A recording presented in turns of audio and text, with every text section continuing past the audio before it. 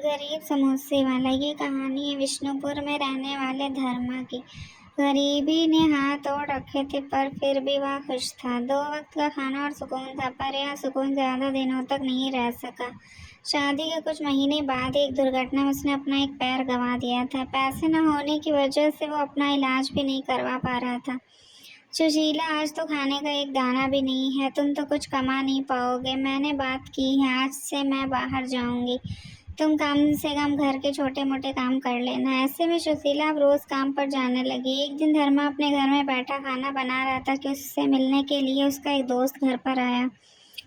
दोस्त, धर्मा कैसा है? तबीयत ठीक है तेरी? धर्मा, बस ठीक ही है, तू बता कैसा चल रहा है आजकल? दोस्त, सब ठीक, तुझसे मिलने का मन था तो सोचा आ जाऊं।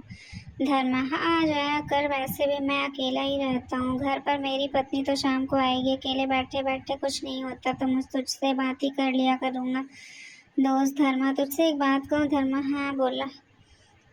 दोस्त, देख बुरा मत माना, पर तेरी बीवी तेरा बाइज होने का फायदा उठाकर बाहर काम का बहाना बनाकर जाती, पर तुझे पता भी है कि वो बाहर जाकर क्या करती है। धर्मा, साहिल ऐसे मत बोल, मेरी पत्नी मुझ जैसे अपाहिज के साथ अब भी रह रही है। मैं बाहर जाकर काम नहीं कर सकता, इसलिए तो वो काम कर रही है। साहिल, वो काम नहीं करती, मैंने उसे किसी और के साथ देखा। अगर तुझे भरोसा नहीं तो मैं तुझे दिखा सकता हूँ। धर्मा, ठीक है चल। और अपनी बैसाखी के सहारे धीरे धीरे चलने लगता है। साहिल भी उसकी मदद करता है। फिर वो उसे लेकर घर की तरफ चला जाता है और बोलता है, साहिल, मैं रोज उसे इस घर से किसी आदमी के साथ निकलते हुए देखता हूँ, तो यहीं रुक। तब साहिल घर का दरवाजा खटखटा। सुशीला कौन है? वो औरत दरवाजा खोलती है तो सामने धर्मा और साहिल को देखकर हैरान रह जाती है। धर्मा की पत्नी सुशीला थी। वो उसे देखकर हैरानी से बोली, सुशीला, आप यहाँ क्या कर रहे हैं? धर्मा खुद हैरान था, वो गुस्से से उसे घूर रहा था और सुशीला के पीछे से आते हुए वह आदमी बोला, आदमी कौन है? सुशीला, अच्छा तुम हो सुशीला के पति? हाँ हाँ, बताया था उसने, तुम पाए से बिना सहारे के चल नहीं सकते। धर्मा की आंखों से आंसू बहने लगे। वो कुछ नहीं बोला, उस चुपचाप रोते हुए अपनी पत्नी को देखता रहा। तो वो बोली, सुशीला, रोना बंद करो और जाओ यहाँ से, तुम्हें झेलते झेलते थक गई हूँ। एक अपाहिज के साथ रहना कितना मुश्किल होता है, पर अब मैं तुम्हारे साथ नहीं रहूंगी, मैं बिल्ला से शादी करूंगी, जाओ यहाँ से। अपने टूटे पैर का इलाज तो करा नहीं सकते। साहिल धर्मा को अपने हाथ घर ले जा आता है। आज धर्मा ने बहुत प्यार से और अपने बचाए पैसों से शीला के लिए समोसे बनाए होते हैं। धर्मा सोचा था थक कर आएगी तो दोनों साथ मिलकर प्यार से बातें करते हुए खाएंगे, पर अब धर्मा का कोई ऐसा इरादा नहीं था। उसने वो समोसे साहिल को देते हुए कहा, धर्मा, मेरा तो दिल अब कुछ भी करने का नहीं कर रहा है, किसी लायक नहीं हूँ मैं, पर अन्न का अपमान नहीं कर सकता, इसलिए अब तुम खा लो। साहिल, धर्मा ऐसा मत बोल, अगर उस औरत को तेरे साथ नहीं रहना इसका मतलब यह नहीं कि तू किसी लायक नहीं है। धर्मा, पर सच यही है कि मैं कुछ नहीं कर सकता, मुझ जैसा अपाहिज भला क्या करेगा जो बिना सहारे के चल तक नहीं सकता। साहिल, तू कितना पागल, कितना अच्छा हुनर है तेरे पास, जादू है तेरे हाथों में, और तू कहता है कि तू किसी लायक नहीं है। धर्मा, क्या मतलब हुनर? मैं कुछ समझा नहीं। साहिल, अरे तेरे समोसे की बात कर रहा हूँ, मैंने आज से पहले इतने अच्छे समोसे कभी नहीं खाए भाई। धर्मा, पर मैं तो ऐसे ही बनाता हूँ। साहिल, तो तू एक काम क्यों नहीं करता, तू समोसे का छोटा सा ठेला शुरू कर दे। धर्मा, तू मजाक कर रहा है, मेरे पास रात का खाना बनाने के पैसे नहीं और तू बोल रहा है कि मैं समोसे बेचना शुरू कर दूँ? पैसे कहाँ से लाऊं? साहिल, अरे पागल, तू पैसों की फिक्र क्यों करता है? तुझे बुरा ना लगे तो इस काम को हम दोनों एक साथ कर सकते हैं। तू बाहर जा नहीं सकता पर समोसे बना सकता है, तो तू समोसे बनाकर देना और मैं बेच दिया करूँगा और तुझे सामान भी ला कर दूंगा। धर्मा उसकी बात सुन बहुत खुश हो जाता है। एक तरफ पत्नी ने धोखा दिया था और दूसरी तरफ दोस्त इतना साथ दे रहा था। साहिल, अब मैं अभी बाजार जाकर तेरे लिए सामान लेकर आता हूँ, हम कल से यह काम शुरू करेंगे। धर्मा, ठीक है सर। साहिल मार्केट से सामान ले आता है और अगले दिन धर्मा सुबह सुबह 100 समोसे तैयार कर देता है। साहिल उन समोसों को बेचने के लिए निकल जाता है। आधे ही दिन में सारे समोसे बिक गए थे और इससे उसे फायदा भी हुआ था। धर्मा, तू बहुत अच्छा दोस्त है रे, मैं तेरा एहसान कभी नहीं भूलूंगा। साहिल, एहसान कैसे? इसमें मेरा भी तो फायदा है। दोनों दोस्त एक दूसरे को गले लगा लेते हैं। देखते ही देखते कुछ दिनों में पूरे गांव में उनके समोसे फेमस हो जाते हैं। बिल्ला के घर पर। सुशीला, सुनिए जी, मुझे 10,000 रुपये दो, मुझे ज़रूरत है। बिल्ला, अरे अभी कल ही तुम्हें 6,000 दिए, वो कहाँ गए जो अब 10,000 तुम्हें और चाहिए? सुशीला, वो खर्च हो गए, नई साड़ियाँ ले आई थी। बिल्ला, अरे प्राइवेट नौकरी करता हूँ मैं, कहीं का सेफ नहीं हूँ। सुशीला, अच्छा जी, शादी करने से पहले तो बहुत डींगे मारते थे, रानी बनाकर रखूंगा। बस 4 दिन में हवा निकल गई बिल्ला। जैसे तुमसे पहले तो सूरत के किसी हीरा व्यापारी के यहाँ पटरानी थी ना, जो ऐश परस्ती यहाँ खोज रही हो। भूल जाओ सब, समझी, 1 रुपया नहीं दूंगा। सुशीला, ऐसे कैसे नहीं दोगे? शादी करके लाए हो, खर्चे तो उठाने पड़ेंगे। बिल्ला गुस्से में परेशान होकर चला जाता है। उसके बाद आए दिन सुशीला और बिल्ला की लड़ाई होने लगती है। बिल्ला को शराब पीने की आदत थी। एक दिन बिल्ला, उसकी पत्नी ने इसे आबाद कर दिया और मुझे बर्बाद। आज मुझे इसकी वजह से ये दारू की लत लग गई है। इसके तो सबक सिखाकर रहूंगा। तभी अगले दिन जब साहिल समोसे बेचने ठेला लेकर गांव में निकलता तो बिल्ला चुपचाप धर्मा के घर में घुस जाता। धर्मा कढ़ाई में शाम के वक्त के लिए समोसे तल रहा होता। बिल्ला, इस लंगड़े की चटनी में आज विनायल की पूरी बोतल उड़ेल दूंगा, जिससे इसकी उस गांव से छुट्टी हो जाएगी और कल से मैं बनाऊंगा समोसे। बिल्ला के समोसे हैं और इतनी कमाई तो पाई जाएगी कि अपनी पत्नी को संभाल सकूंगा।